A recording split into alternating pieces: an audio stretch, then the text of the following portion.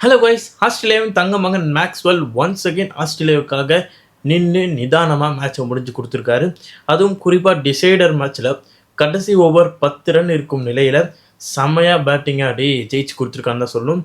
South Africa vs Australia T20 சீரீஸில் 2-1 Australia ஜெயிச்சிருக்காங்க. அதுக்கு முக்கிய ரீசனாக இருந்தது மேக்ஸ்வெல். அவரோட கிரிட்டிக்கல் சுச்சுவேஷனில் வந்து அவ்வளோ சூப்பராக ஆடி கடைசி வரைக்கும் நின்று மேட்சை ஜெயிச்சு கொடுத்துருக்காருன்னு தாங்க சொல்லணும். 122க்கு 6 விக்கெட் போயிடுச்சு. இதுக்கு மேலே என்னடா பண்ண போகிறாங்க, மேக்ஸ்வெல் வேறு ஆடி அம்மாவாசைக்கு சுற்றி அவுட் ஆயிடுவார் அப்படின்ட்டு இருக்கும்போது ஆஸ்திரேலியாவுக்குன்னு வந்துட்டா நான் வேறு, ஐபிஎல்னு வந்துட்டா நான் வேறு அப்படின்றத ஒன்ஸ் செகண்ட் ப்ரூவ் பண்ணியிருக்காரு.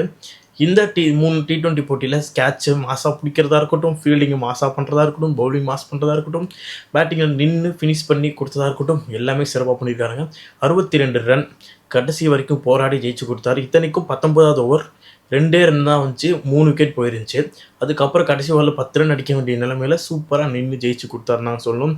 மேக்ஸ்வெல் ஒன்ஸ் அகெயின் ஆஸ்திரேலியாவின் தங்க மகன்றதை ப்ரூவ் பண்ணிட்டாருன்னு தான் சொல்லணும். ஆஸ்திரேலியா என்னதான் கடுமையாக போராடி ஜெயிச்சிருந்தாலும் ஒரு பக்கம் சவுத் ஆஃப்ரிக்கா வந்து ஆல்மோஸ்ட் ஜெயிச்சிட்டாங்கன்னு தான் சொல்லணும்.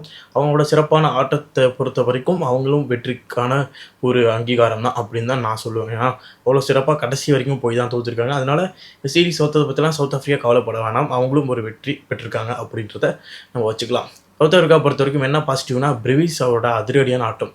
செகண்ட் T20 செஞ்சுரி அடிச்சார், third T20 back to back 6 விளாசுறாரு கிரவுண்ட் விட்டு வெளியே. அதெல்லாம் பார்க்கும்போது அடே ஃபியூச்சருக்கு சவுத் ஆஃப்ரிக்காவுக்கு ஒரு பிளேயர் ஃபிக்ஸ்டா அப்படின்ற மாதிரி வந்து இருந்துச்சு. T20 பொறுத்த வரைக்கும் அதிரடியாக ஆடுறாரு. அவர் அப்படியே ஓடிஐ யூஸ் பண்ணலாம். பட் டெஸ்ட் மேட்ச்சில் அவரை யூஸ் பண்ணலாமா வேணாமன்றது கொஸ்டின் மார்க்காக தான் இருக்குது. பொறுத்து வந்து பார்ப்போம். அதுக்கு ஸ்டம்ப்ஸ் வந்து எல்லா மேட்சும் விளையாடுற பிளேயராக இருக்காரு. பட் பிரிவிஸால் அந்த மாதிரி ஆக முடியுமான்றது பொறுத்து தான் பார்க்கணும். அவர் வந்து ஓடி T20 மட்டும் ப்ளே பண்ணால் நல்லாயிருக்கும் தான் நான் நினைக்கிறேன். ஓகே காய்ஸ், ஆனால் எனக்கு பெருசாக இது படாதது வந்து பிரிட்டோரியஸ் அவரோட அதிரடியான ஆட்டம். டெஸ்ட் மேட்ச் பொறுத்த வரைக்கும் சூப்பராக விளாண்டாரு. பட் T20 பொறுத்த வரைக்கும் அந்தளவுக்கு ஒரு செட்டில்டான ஒரு பேட்டிங் வெளிப்படுத்தாதது கொஞ்சம் டிசப்பாயின்மெண்ட்டாக தான் இருந்துச்சு. ஓகே, சவுத் ஆஃப்ரிக்கா பொறுத்த வரைக்கும் ஒரு சில பாசிட்டிவ் இருக்குது. அதே மாதிரி ஆஸ்திரேலியா பொறுத்த வரைக்கும் ஒரு சில பாசிட்டிவ் இருக்குது.